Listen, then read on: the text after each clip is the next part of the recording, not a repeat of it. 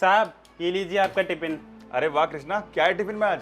साहब इसमें ना आपकी फेवरेट मूली की सब्जी है। अरे वाह कृष्णा, तू मेरी पसंद का कितना ध्यान रखता है।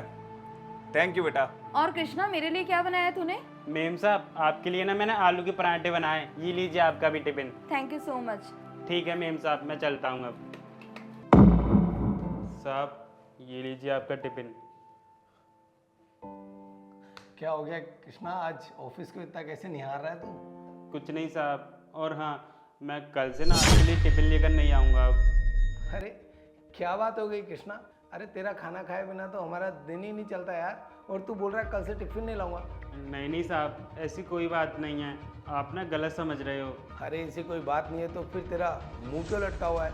साहब जब आप इतना पूछ रहे हो तो मैं आपको बता ही देता हूँ। आपको तो पता होगी ना कि मैं ये टिफ़िन डिलीवरी करने का काम करता हूँ और मैं ना पूरी ऑफिस में टिफ़िन देता हूँ।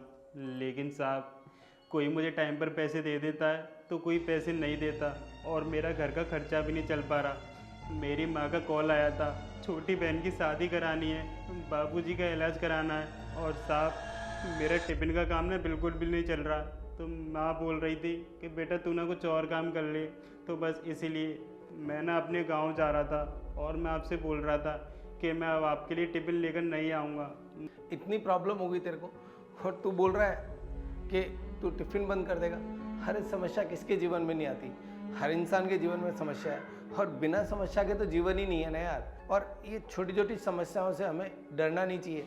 और देखो कृष्णा, रही बात पैसों की, तो उसकी चिंता तुम मत करो।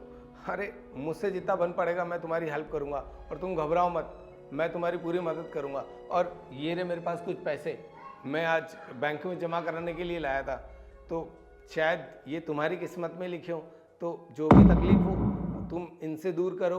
लेकिन साहब मैं आपसे इतने सारे पैसे कैसे ले सकता हूँ? लेकिन कुछ नहीं कृष्णा, ये पैसा पकड़ो और मुझे कुछ नहीं सुनना इसके अलावा।